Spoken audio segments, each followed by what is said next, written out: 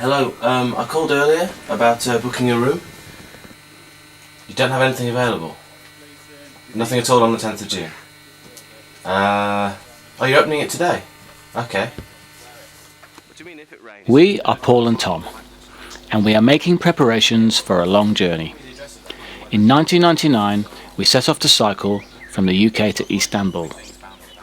2 years earlier, we had cycled from John O'Groats to Land's End, and we were inspired to do a longer ride and see the countries of Eastern Europe. Sandwiches are very important.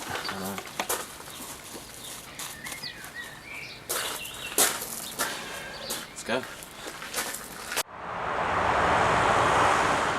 Due to our unprofessional packing, adjustments were required before we had even travelled 10 miles. The tent stays on, but it's got to be quite far back, so it's still sticking out there. So it probably won't slide out the end.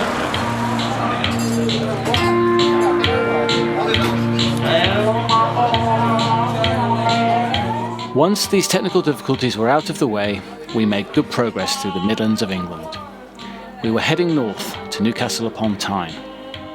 This was the opposite direction to Istanbul, but as we wanted to visit Scandinavia as part of our journey, we made a detour. It would be the first of many.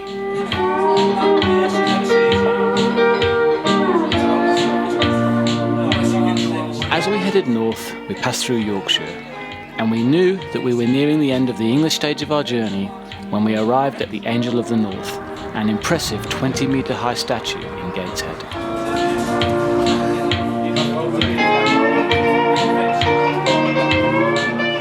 The weather had not been kind to us on this stage of our journey, but the pubs of England had often provided us with some good entertainment.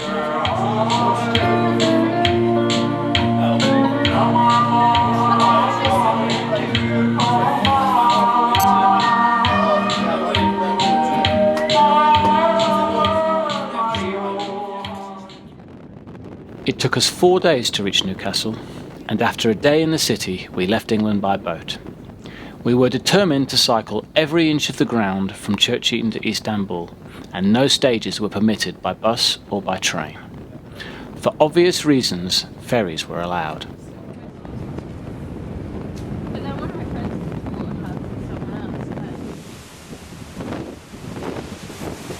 Once on board, we spent a while exploring the boat and contemplating the next phase of the journey. We're on the boat, so I'll stand up. I'm going to go watch some karaoke.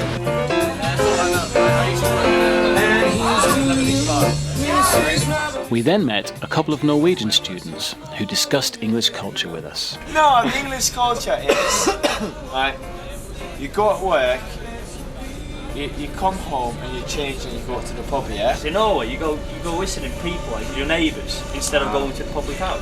Soon, our long journey across Europe would begin. We estimated that it would take around 5,000 miles of cycling to reach Istanbul.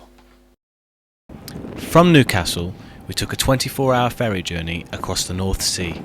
The ferry's destination was the port of Bergen on the west coast of Norway.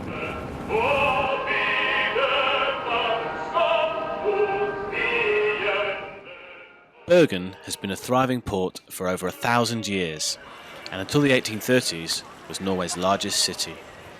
Nowadays it is Norway's second largest and home to 250,000 people. Patience not being one of our strong points, we soon wanted to get back on our bikes, and we decided to leave Bergen after only 1 day. It was 340 miles to Oslo, and some very advanced map reading skills would be required. No, I mean, we just stay on the road to that tunnel, I think. Where have we gone? Oh, so we're here. So we go to there, and tunnel, and hopefully we might be able to sneak through.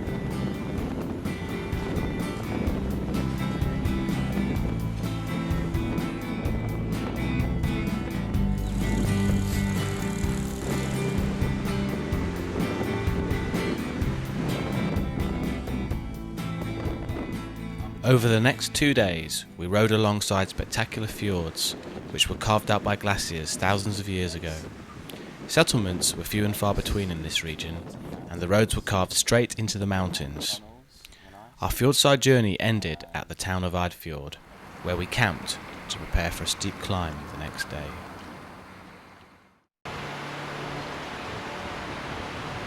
As you can see from this sign here, we're right at the beginning of the Hardangervidda climb, which is the highest plateau in Northern Europe. How's it going? Alright, piece of cake. We're 350 metres up of the Great Plateau, and the tunnel there is about 3 k's long, but we don't have to go through it, there's a shortcut. We're at 530 metres, according to Tom's fantastic gadget. We've just come from essentially, well, from where that tunnel is, although not through the tunnel. We're at 650 now, about over halfway up, and we're going to eat chocolate pudding. How high are we now? About 1,005. And how's the second half of the climb been so far? Yeah, easier. Yeah.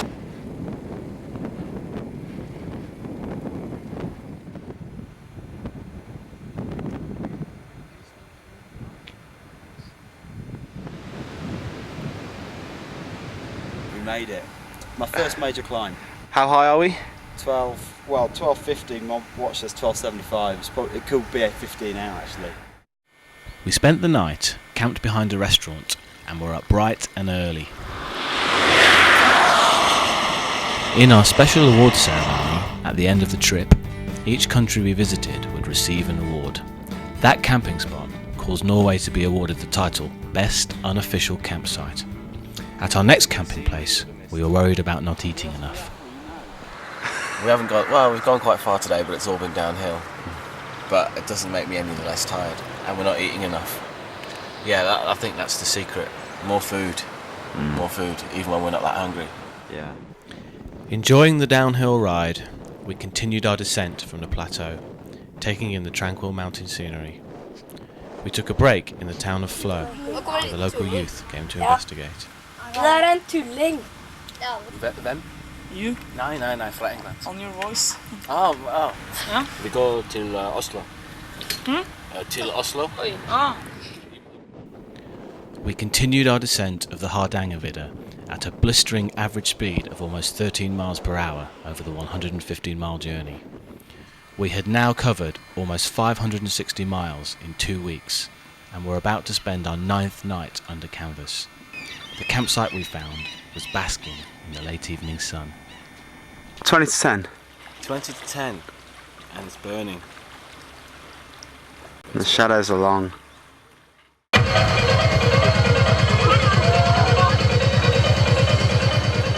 Oslo has about 500,000 residents. One of them was Gustav Vigeland. He personally sculpted over 200 scary-looking statues, which are now in Vigeland Sculpture Park. After 2 nights at a campsite overlooking the city, we were ready to leave. What day is it? Sunday. Day 16, isn't it? 17. 16? No, 17. Day 17. Day 17! We entered Sweden using the world-famous Friendship Bridge. Our journey through Sweden was blighted with rain, straight boring roads, too much forest, and only pizza available to eat. We were heading for Gothenburg, which was about 140 miles from the border, and it seemed like we would never get there.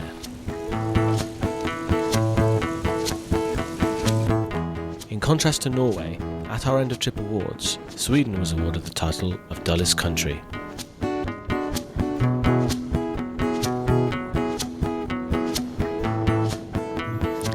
As we made our way south, we spent the nights asleep in the forest. This intrepid forest camping left me with a tick stuck inside my belly button. Arriving in Gothenburg, action was required. You know, in there, you can buy special tweezers for pulling ticks out. LHP antiseptic cream, 1%. To stop the infection of my tick head, which is stuck inside me. But I got a very scary leaflet all about it, but I can't understand any of it. Which one of those do you think it was?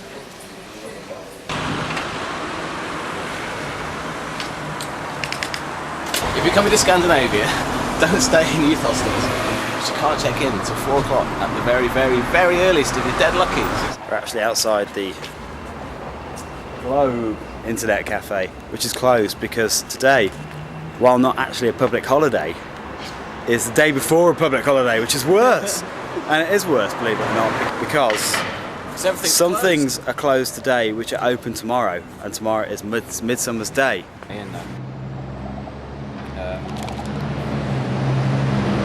Ship museum. So it's the largest floating ship museum.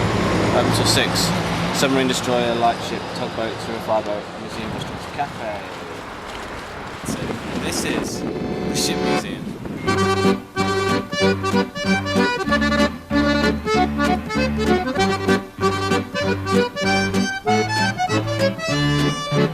I like the submarine, I like the destroyer.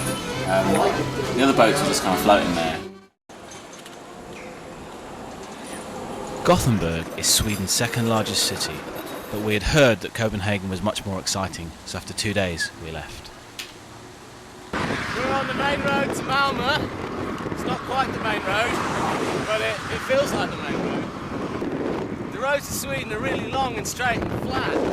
Not very exciting, but that's good because in 2 days we'll be in exciting Denmark. We've been following these brown signs called Cykelspåret. Now, we've found these brown signs to be a little bit unreliable because what they do is they send you off down a silly dirt track like the one we're walking on now, and then they plonk you out in the middle of a road, and you get to the road and hey, there's nothing there. There's no signpost. You don't know which way to go. This has happened to us on many occasions, and although I'm very happy that the Swedish have been putting cycle signs everywhere, I think they could just do a little bit more and then I'd be happy. Despite the dodgy Swedish cycle tracks, we found our way to the ferry which would take us out of Sweden and on to Denmark. Right, this is Copenhagen. We've just got into the centre here, and there are loads of cyclists in this city, the most cyclists I've ever seen. We don't think we're in the centre yet. We've had 2 full centres now, and we're not on the water.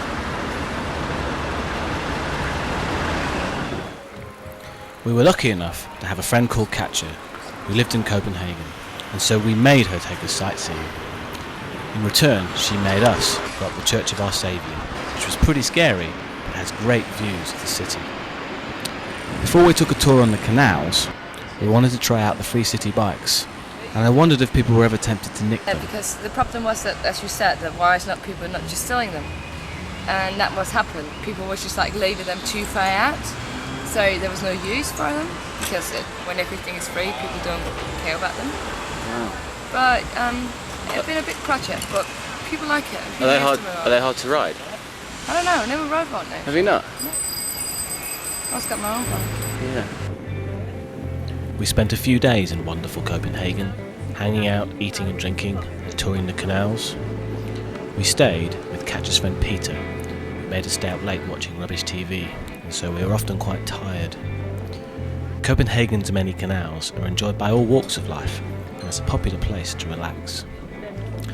Although Copenhagen is a bustling city of over 1 million people, it still exudes a laid-back atmosphere. It's actually about 3:30 by now. It's not a very early start, but we've had a very, very hectic 3 days here in Copenhagen, and now we're off back out to the countryside again for a bit of peace and quiet and some sleep. Denmark is all about relaxing and is made for cyclists. This led us to award it the Best Nation for Cyclists accolade. We were full of excitement as we were about to arrive at a very special place.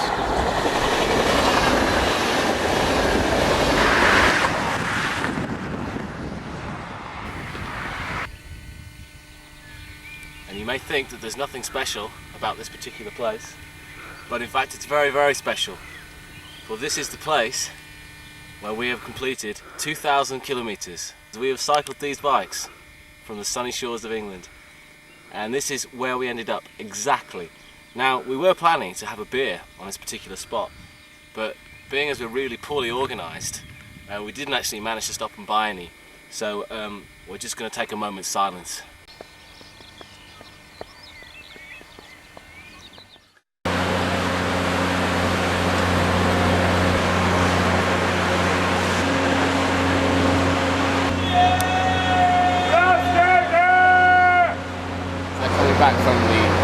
famous Roskilde Festival in Denmark, and this is the boat from the bottom of Denmark to Germany. So all the young people from Germany are returning home to tell great stories of how much they drank and smoked and all the good bands, and how good their tent was in the rain and how muddy it was. And I do like to see young people having a good time in such a way. Leaving Denmark, we knew we wouldn't see the ocean again for over 3,000 miles.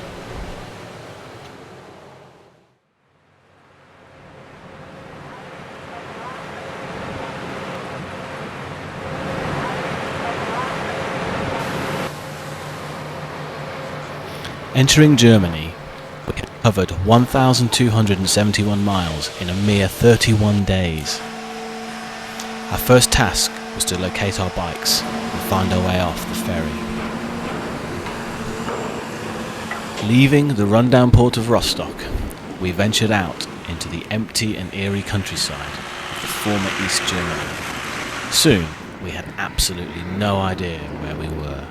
We're lost in the middle of nowhere, and it's 9 o'clock and the sun's setting on us, and we don't know what to do. In our infinite wisdom, we have decided to go back to the main road and carry on along it fruitlessly, just like we were before, in the vain hope that we might actually get something to eat and drink. With only 1 hour of light left. With only 1 hour of light left, if we're lucky. This is where we ended up camping after our little dilemma of last night. We're just making our getaway before the cops turn up, because we've been camping illegally, and this is Paul's ritual every morning.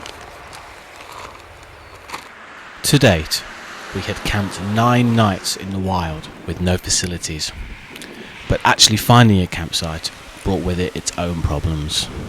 First campsite in every country, we never know how much it's supposed to cost, so we don't know whether we're getting the deal of a lifetime or just being robbed to the hilt. And it takes a few days to find out. Plus, I don't know any German at all.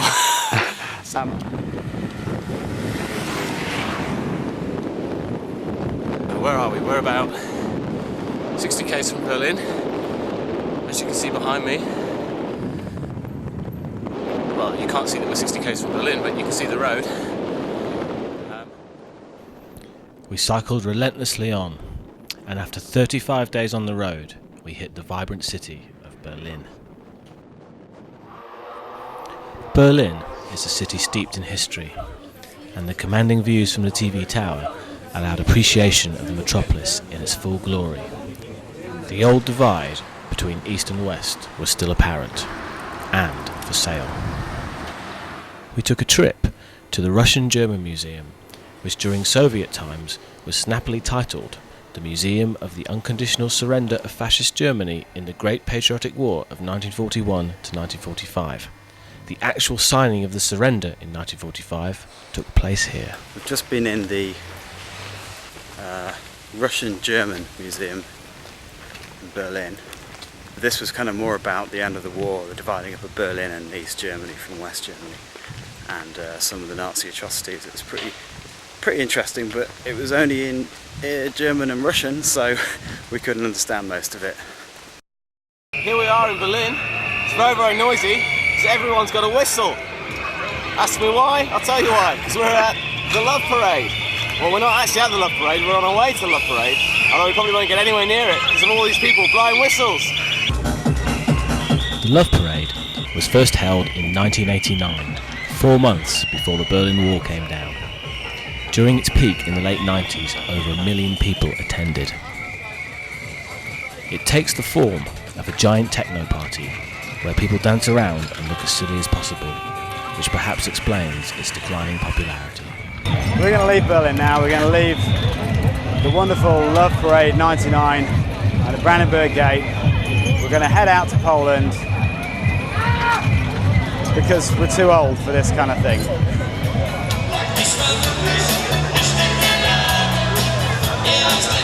We're just outside Berlin, we think.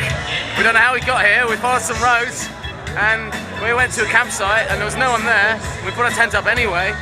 And then we went to get something to eat, and on the way back we discovered there was a band playing in the forest.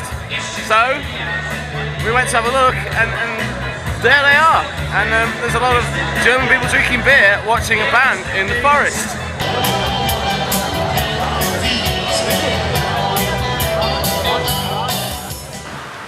Behind me is a typical East German road.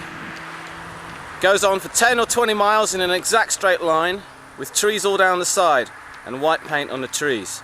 The problem with such roads is that you can't see anything out the side or at the top, and it's pitch black all the time. We don't really enjoy riding along these roads, but it's the quickest way to get where we're going. We've had enough of Germany now, so we're going to Poland. Crossing the border into Poland, we were joined by hordes of fag-smoking, petrol-guzzling Germans who were there to snap up the cut-price goods on sale. The pace of life here seemed a little slower, and as we made our way along the quiet country roads, it felt like we were stepping back in time. The people we met here didn't speak much English, and we became experts at miming the shape of a tent so that we could find campsites. The summer was in full swing now, and the heat was making it tough going. It's 30 degrees, it's a very steep hill. We're not allowed to drink the water out of the taps, so we have to carry big, huge bottles of water with us all the time.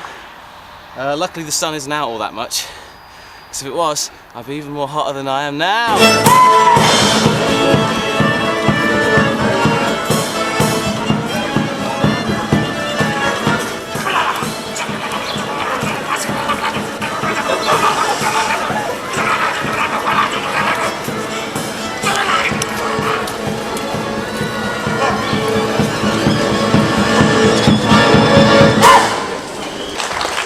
In the town of Zielona Góra, we found a strange variety of buskers and weird performance art, but as usual, our stomachs were our main priority, so we guzzled lunch and then we left.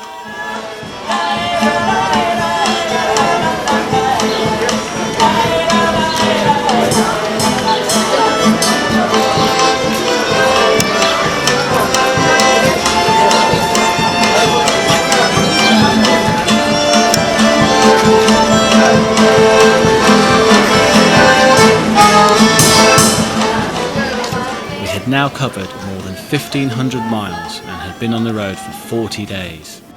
We were doing very nicely today. We had a plan, and we were going to get to a campsite which is about, say, maybe 28 k's from here, and it rained. And it's been raining now for almost an hour. We've been in this bus shelter for an hour. And like in a minute I'm going to get fed up and put all my rain gear on and just go out in the rain. Or not. The rain eventually stopped and we made it to Poland's fourth largest city, Wroclaw. Wroclaw was a pleasant place to hang out, with a lovely town square and lots of cool looking historical buildings. We spent 3 nights there, and for the first day out of 44 days, we didn't ride our bikes anywhere at all.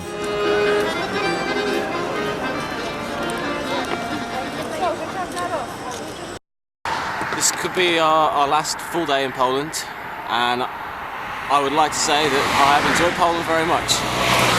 The food's been fantastic, the accommodation's been great, it's cost hardly any money, and I will be sad to see the back of Poland. Our next task was to get through the mountains separating Poland and the Czech Republic. However, the road builders and sign makers had conspired against us to make this as difficult as possible. Well, we're not sure how far we are up this mountain yet. The signs seem to be saying different distances. It was supposed to be 12 k's when we set off from the last town, and then we saw a sign that said 6 after only about 2 k's. So we could be really close, or we could be really far, we just don't know. This is a bit of a tiring section at the moment. Like, we seem to be quite tired all the time, and we think it's probably because of the heat. We had a big rest in Wroclaw. It was almost like being on holiday. But we seem to have totally reversed that effect very easily just within 2 days, and now we're totally knackered again. We've been travelling down the, what is it, the E65 or something, and it's a little bit like travelling down a motorway. We're not totally sure whether this is legal or not. But it's been good for us, it's been flat and it's been pretty straight, and we've gone quite a long distance in a short amount of time. And now we're going to go off 10 or the E65, whichever you want to call it, and go on some small roads and make for a campsite just outside Prague. We arrived at the Charles Bridge in the historic centre of Prague. The bridge, formerly called the Stone Bridge, dates from the 15th century. Nowadays, the Tourist Bridge might be a more appropriate name. The centre of Prague has World Heritage status, and the city is a beautiful place to wander around. History is everywhere, and many of the buildings are over 500 years old. We soon tired of this though, and found the excitement of the Prague TV Tower. It was finished in 1992, and in line with our trip policy of going up TV towers, we ventured up to the 100-metre high viewing deck.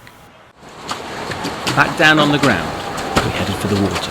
We decided that we don't do enough pedalling, so we've left our bikes at the campsite and now we have a pedal boat. The river Vlatva runs through the heart of Prague and is the longest river in the Czech Republic. We ended our time here idly floating along it.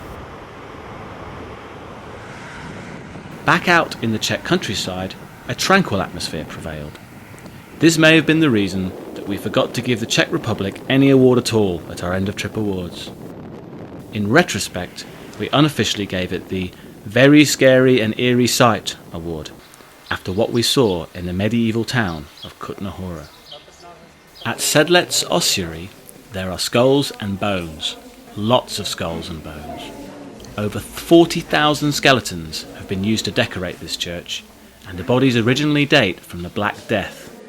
In 1870, a woodcarver named Frankie et Rint was asked to tidy up all the bones, and he did so very creatively, and like a true artist, he left his signature of bones by the entrance.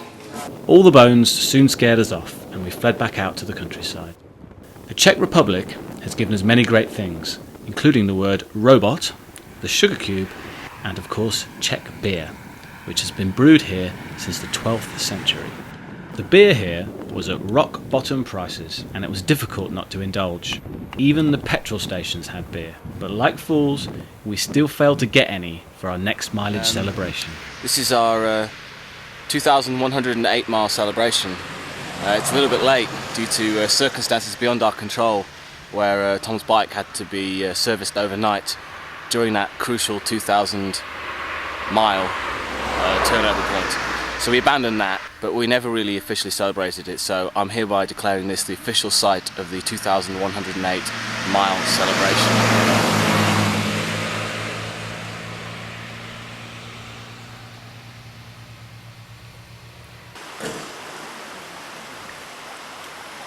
Our next stop was the karst region of Moravia, famous for its many caves, and we spent the afternoon exploring the Punkva caves on foot and by boat.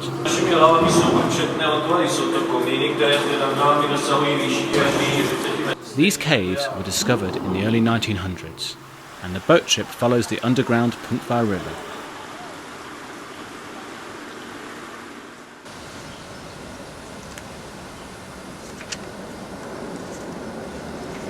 Our final stop in the Czech Republic was Brno, the second largest city after Prague.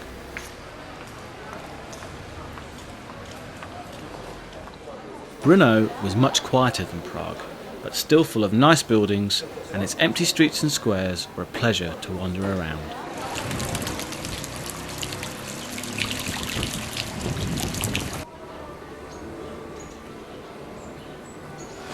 It's been pretty good in Czech, lots of old buildings and Gothic churches. Very, very cheap beer.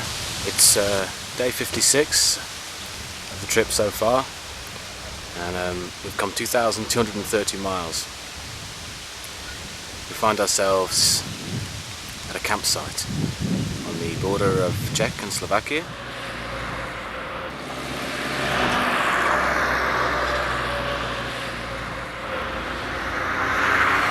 We're in Slovakia, just crossed the border earlier on today. We're heading for Bratislava, which is only about 20 k's away at the most. We haven't really noticed a lot of difference since we crossed the border. The money's different, and the license plates are different. The countryside looks kind of the same, and we still can't understand what anybody's saying. Arriving in Bratislava, we rushed to take in the exotic sights. After the main square, our first stop was the Church of St. Elizabeth, imaginatively called the Blue Church because it's blue. Inside the church was also blue, but there is only so much blue that you can take, so it was back out to the mean streets of Bratislava for us.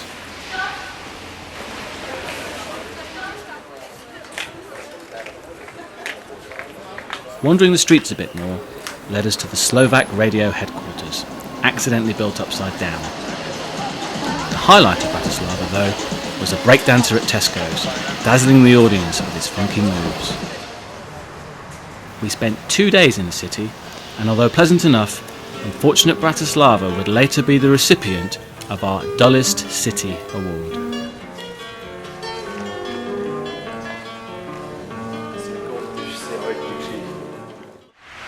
Next up was Slavin, a monument to Soviet army soldiers who died during World War II.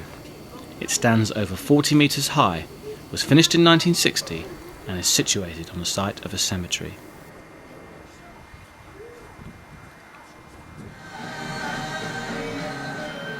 Later that evening, we spent some time relaxing in our luxury accommodation and making preparations for the road ahead.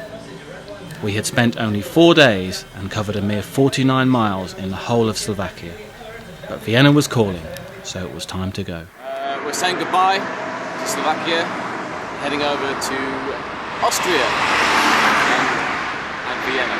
It's about 40 miles from here. We're hoping to notice a little bit of change in the civilization. Slovakia has been a bit more run down than Czech, and we're expecting lots of massive, western, clean, nice buildings in Austria, even though it's going to cost a fortune to do anything. We've arrived safely in Vienna, just about. Got here quite late. Didn't have a map or a guidebook. Tourist information was closed. In our usual style, we sat around, being hungry and complaining. Ready for some action, we headed straight for the Ferris wheel made famous in the film The Third Man. Beneath it was a big, strange silver ball. It's a big metal sphere to do with some bloke called Edwin Lippberger, and he apparently declared it a republic all by itself, or something like that. I can't read the German. And he's put a fence around it, which is the boundary, and that door is the border crossing. And he seems to have put up his own set of stamps and his own, maybe a little book of rules or whatever. And if you notice, it's called Number 2 Anti-Fascism Place. We're outside a building in Vienna, which was designed by a bloke. Only he had a bit of a vision, which was to make the building totally irregular. So every single apartment is a different size, all the windows are different sizes, it's got funny colours, different paintings all over the side, and it's got trees growing on the roof. It has, however, become a very, very big tourist attraction here in Vienna, and there's like 6 or 7 busloads of people who have come and gone just in the sort of 10 or 15 minutes we've been here. But it seems to have become big business, and apparently the residents don't like all the disturbance.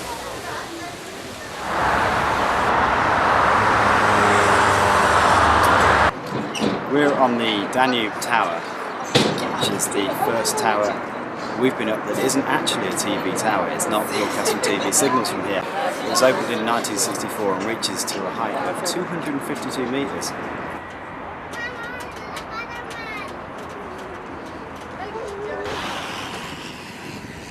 We'd now had too much excitement in Vienna, so it was time for us to get into the countryside again. Initially, the countryside was not as scenically pleasing as we would have hoped, and we continued for a while on flat, straight roads, stopping at scenic petrol stations along the way.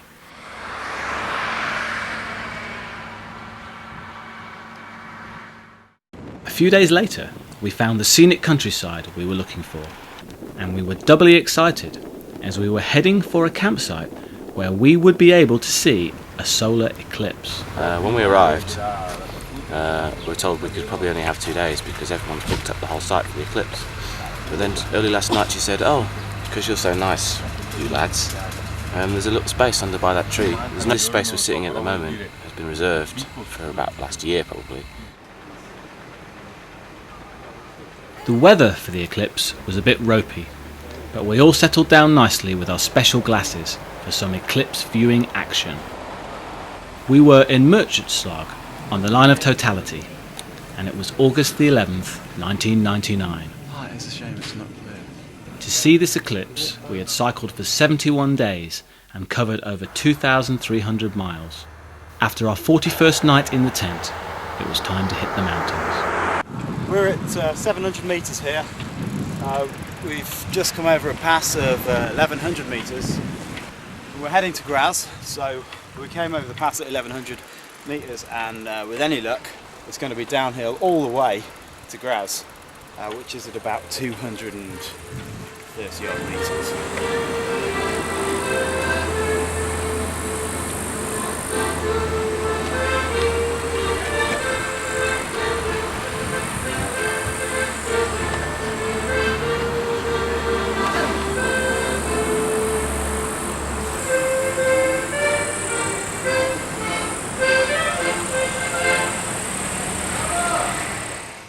We're coming over the mountain pass from Austria into Slovenia, and it says on the map that it's 18%, and although the road really doesn't look it, it certainly feels it.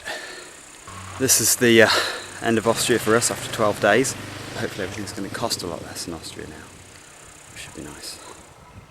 As we took our last look at the Austrian countryside, we changed currency for the 9th time, and armed with our Slovenian tolars, we cycled on. This is the scene of our biggest mistake so far, through a combination of not paying attention, bad map reading and bad signposting. We took the wrong road and actually ended up heading north. By 30 kilometres we were supposed to have got to a town which is approximately halfway for our day's journey, but now we are nowhere near it, and probably going to end up doing something like 20, 25, maybe even 30 kilometres extra. Although beautiful, Slovenia kept getting us lost. We resorted to following rivers and seeing where they might come out. Going up the river very gradually. We're at about 500 metres now. We should be back at a town and civilization at about 8 k's from here. So hopefully this dirt track behind us will go 8 k's and join up with the place beginning with S, and then we'll be back on the main road again. We've just come over the pass. It was 1,080 metres, half of it up a dirt track, and we reckon that if we've gone the right way it should be 4 or 5 k's down the rest of this dirt track to get to the town, where hopefully we'll have a lovely, lovely meal.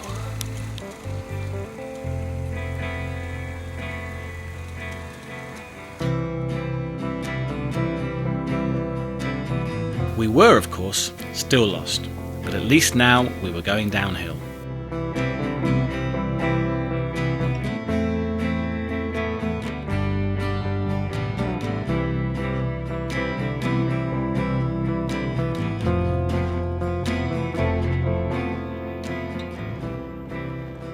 Almost 50% of Slovenia is covered in forest, and the countryside was a pleasure to ride through. Slovenia was the first of the former Yugoslav republics to become independent, and we had Croatia, the second of them, still ahead of us. Before that, though, we would spend some time in Slovenia's capital, Ljubljana.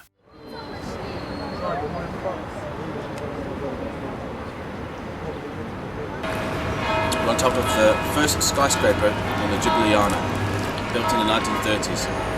It's not quite as tall as the Empire State Building, but they have drawn comparisons to it. It's a different kind of view from what we've had up most of the TV towers, because it is a lot lower down, but it's a lot closer in as well, so it's quite nice. And they serve delicious coffee out here on the terrace. Ljubljana was one of the smaller cities that we passed through, having a population of approximately 250,000. We found it to be pleasant and peaceful, and spent most of the time eating, drinking and writing postcards. The local residents of Ljubljana also seemed to be pleasant and peaceful, and there was a kind of laid-back charm which is often missing from larger cities. We also awarded our end-of-trip Best Cinema Award to Ljubljana, where we watched the film Entrapment. Note that it was the Best Cinema Award, not the Best Film. After a couple of days, even the cinema wasn't enough to keep us here longer, so we set off again into the countryside.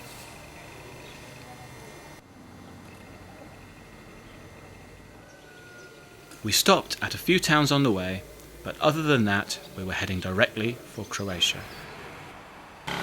Taking 2 days to go from Ljubljana to Zagreb. Because of motorways, we've had to come a little bit south and head over the back roads, which means that we get to go through lovely countryside like this. And we just met a bloke at a petrol station who was telling us that everywhere around here is beautiful.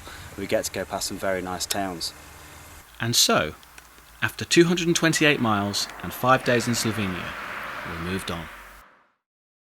We're here, somewhere in the middle of this massive underground subway network with a piece of grass in the middle. We've been camping about 10 k's from the town. Well, 10 k's so far, we're not even there yet. And we're on our way to Zagreb, and who knows what might happen.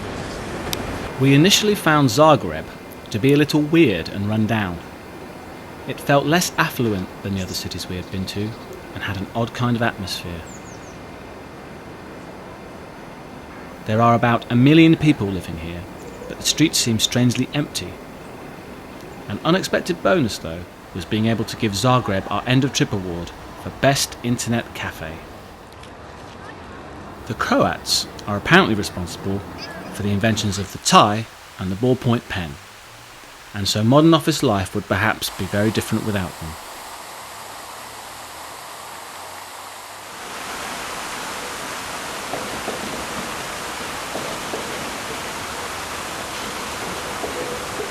We only spent 4 days in Croatia, as it was a bit of a detour from our main route.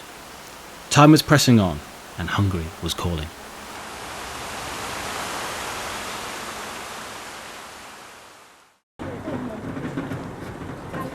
Our next city was Budapest. A combination of beautiful buildings, hills and lots going on means that Budapest has earned its title, Pearl of the Danube. We voted it the best city in our end of trip awards. We were enjoying a well-earned break from cycling, as we had now cycled just over 3,000 miles and were about to start our 4th month on the road. We're in Budapest. We've just been having a look at the city from this lovely vantage point. We're about to go on the Cog Railway, which winds itself through the hills of West Buda. Apparently there's also a railway up here which is entirely staffed by children. The Cog Railway took us through pleasant scenery, and we soon arrived at a forested area outside the city. What happened next, though, we were thoroughly unprepared for. The scary sight of hundreds and hundreds of children. We didn't know exactly what they were all doing there, and confusion was reigning. They listened to some speeches, and then, before we knew it, they were cheerful and singing.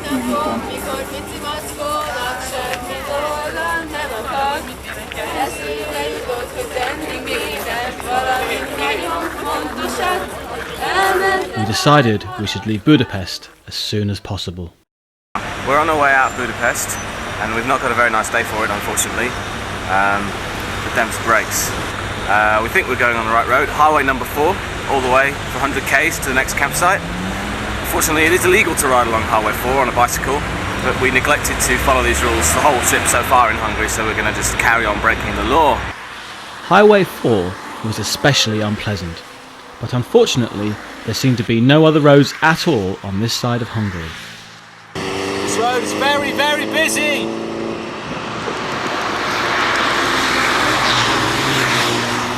Look at that! Did you see that? Oh man! We're going to die on this road! The roads go straight for miles and miles and miles on end.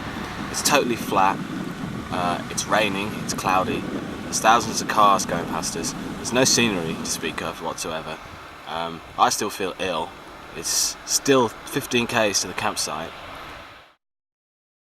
We're on our way to the Romanian border. We'll probably get there tomorrow. We lost a day yesterday in part of the Great Plain of Hungary in a town called Solnok. Solnok, in a town called Solnok. I spent the day there in the tent, lying in bed with a dodgy stomach and going to the bathroom a lot.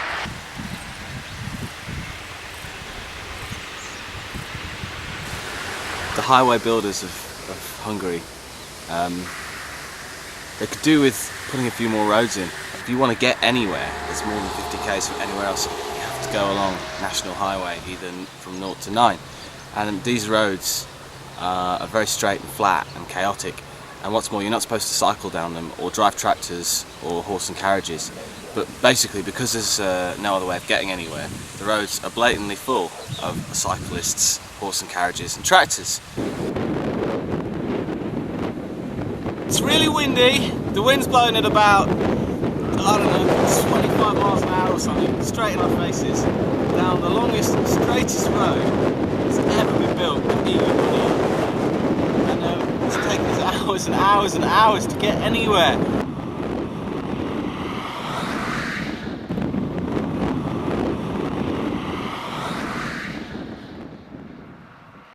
Our arrival in Romania came as a bit of a shock. The country was much poorer than any of the others we had been through, and we spent the day in the city of Oradea trying to get used to our new surroundings. Oradea was a bustling town, and we felt quite out of place as we tried to work out how to get coffee and snacks. We spent most of the time wandering about aimlessly. People along the way had told us that Romania was full of bandits, which didn't help to calm our nerves any. But these bandits never materialised, and once we had spent a bit more time in Oradea, we found it a reasonably relaxing place. Soon though, it was time for us to hit the road, and we headed off into the countryside. We were blissfully unaware that we would spend the next 4 nights camping in the wilderness. Our diet consisted mostly of Pringles, as that seemed to be the premier item in the shops along the way. Initially, the Romanian countryside was a mix of rundown houses and factories. Much of the way was littered with small settlements, and we attracted a lot of attention as foreigners on bicycles, so we were quite glad when the countryside started to get more rural.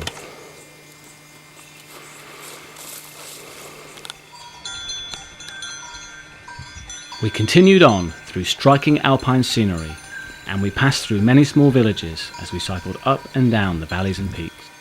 This part of Romania was littered with handmade haystacks, which covered the hills as far as the eye could see. For our favourite haystacks, we reserved the name Ernie.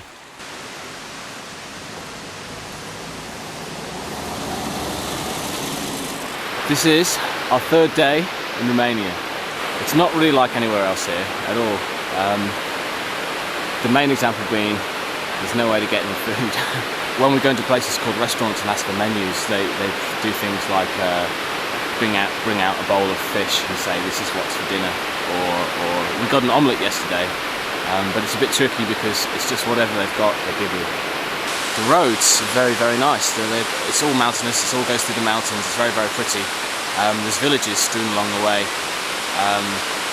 with loads of people just sitting around and staring at thousands of horse-drawn carts. It was like it's about 90 or 100 years ago.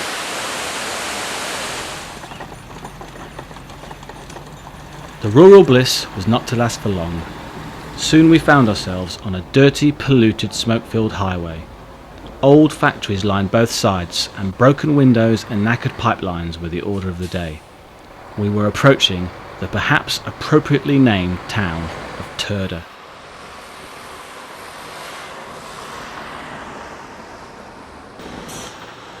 Turda itself, though, turned out to be reasonably pleasant, and we stopped for about an hour in order that we may stuff our faces. Knowing by now that there might not be any more shops for a while that didn't sell only Pringles. Continuing on these last stages of our journey, we began to feel the tiredness of the trip setting in.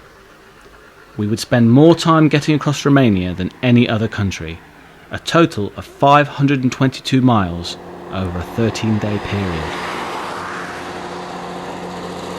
It was slow but steady progress, and each night as we set up camp beside the road, we were never far away from the sight of a factory belching out smoke and fumes.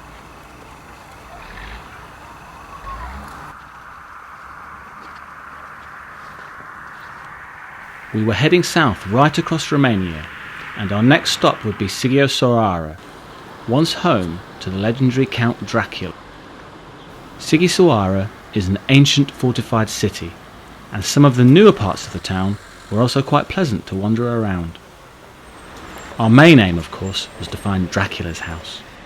Vlad the Impaler, also known as Dracula, was born in Sighisoara, and the vampire fascination still draws many people to the town. Our anticipation heightened as we wondered what the house of a vampire would look like. And then, at last.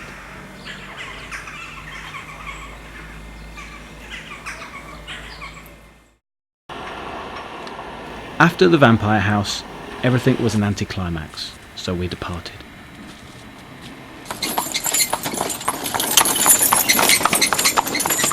The roads in Romania were a bit battered, so progress was slow as we headed down towards the city of Brasov. We hit a few patches of light rain, which made this stretch of the journey even more dark and depressing. The usual smoke-spewing factories were the main scenery on this stretch of the journey, and we had now covered just over 3,500 miles over 98 days.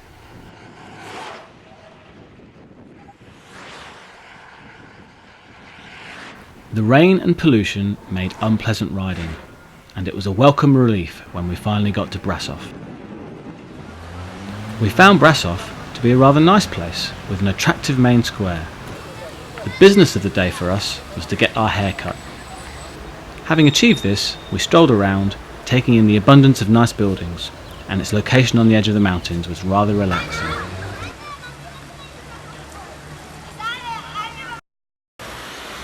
Bucharest, the capital of Romania, is a city of 2 million people. Everything's really spread out because all the buildings here are massive, they're huge and very grandiose and unnecessarily large, which means there's quite a lot of space walking around. First I didn't really like it very much, but it's kind of grown on me now. There's just a lot of stuff around that you just kind of accidentally stumble across. So I'm giving Bucharest a bit of a thumbs up now, let's say. Bucharest is famous for its population of stray dogs. There are estimated to be between 30,000 and 100,000 stray dogs on the streets of Bucharest. They are a legacy of Ceausescu's rule, where thousands of houses were demolished for grand buildings and the residents rehoused with no room for their dog. Nicolae Ceausescu was overthrown by a revolution in 1989, and some of the buildings still retain their bullet holes. After the revolution, he was executed along with his wife by firing squad.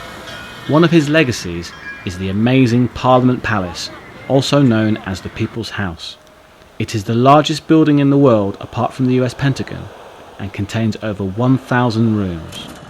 We went on a guided tour of the building, and the sheer scale of it was quite overwhelming. It is now used for the Romanian Parliament.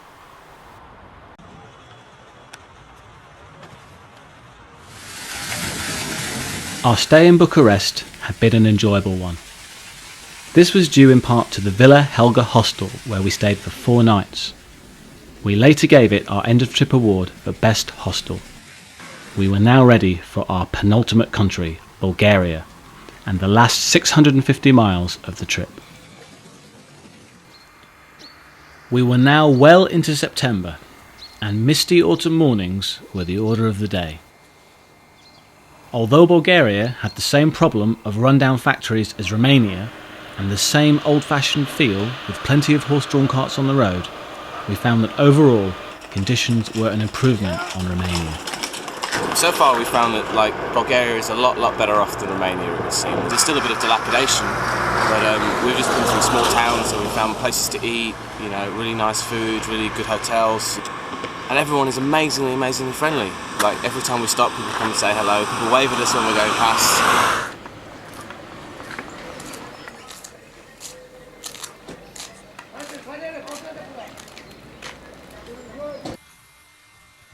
We cycled through a succession of small villages, making our way slowly towards the capital, Sofia.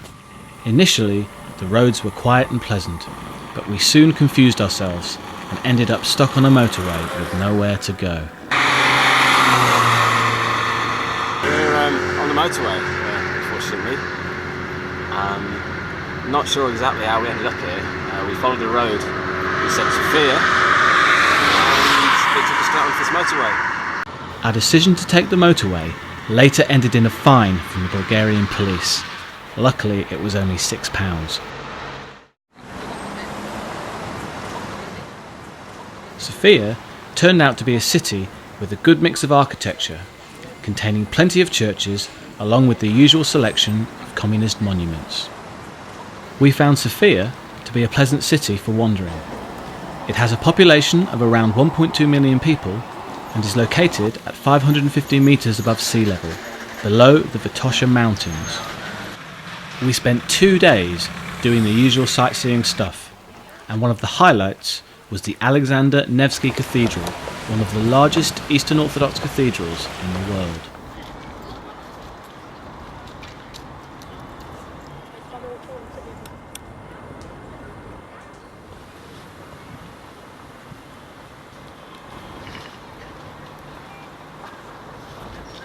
We also took in the National Palace of Culture, which had a bizarrely amazing monument just outside it.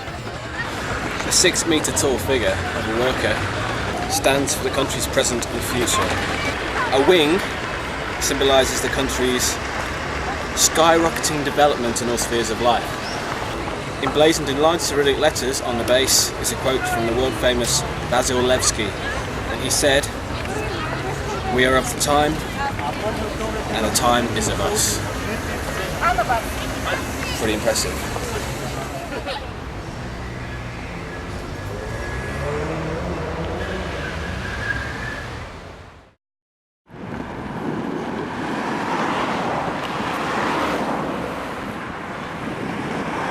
We continued into the Bulgarian countryside, enjoying the hot sunny weather and the abundance of interesting concrete monuments.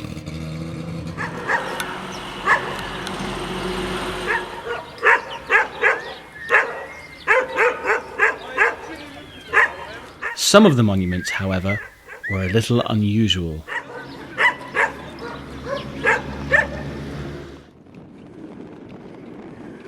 We started to find the dusty Bulgarian roads quite tiring in the intense heat, and we were extremely excited when we spotted our first sign pointing towards Istanbul.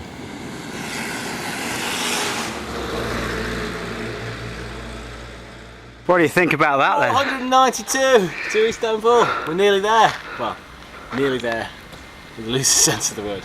But that's the first sign for Istanbul. So that means that we're nearly there. Hey. We were into the final stages now, but the heat and distance were beginning to take their toll. As we toiled along the last stages of our long journey, we reflected that soon we would be coming up to the 7,000 kilometre mark.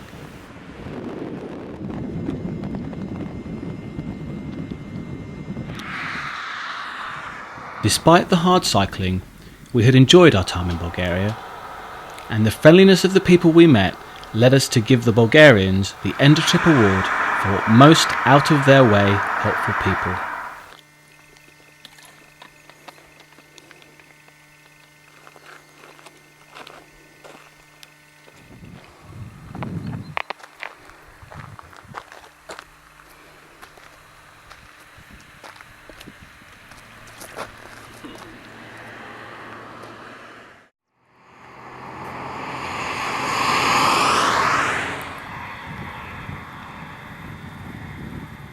We are in Turkey, our last country.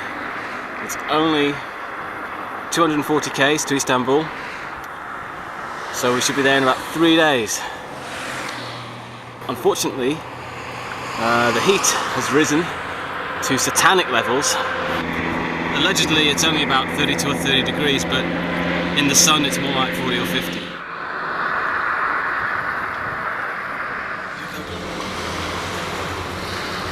We've made it to the sea after 3 months of hard graft. This is the sea.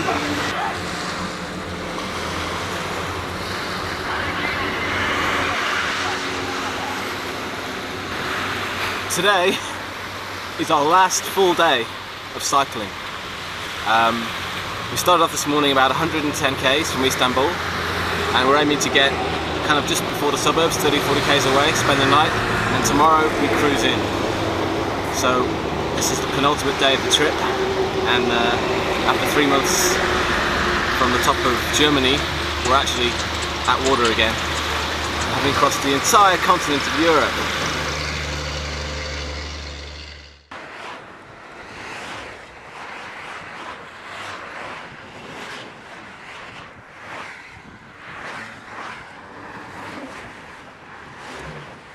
We arrived on the outskirts of Istanbul last night, about 5 o'clock. Unfortunately, they started about 30-35 k's away, so we decided to leave it to the next day to actually go into the city.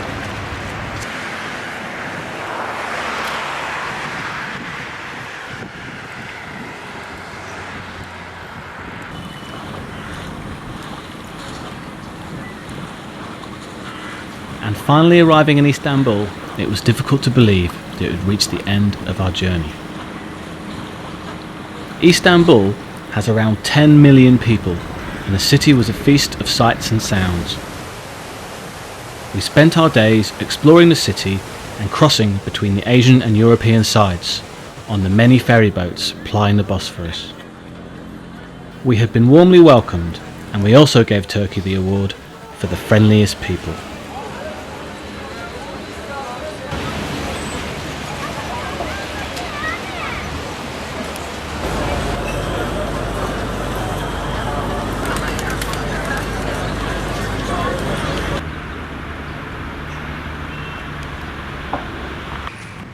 After 119 days, 4,572 miles and 15 countries, our cycle trip was now over.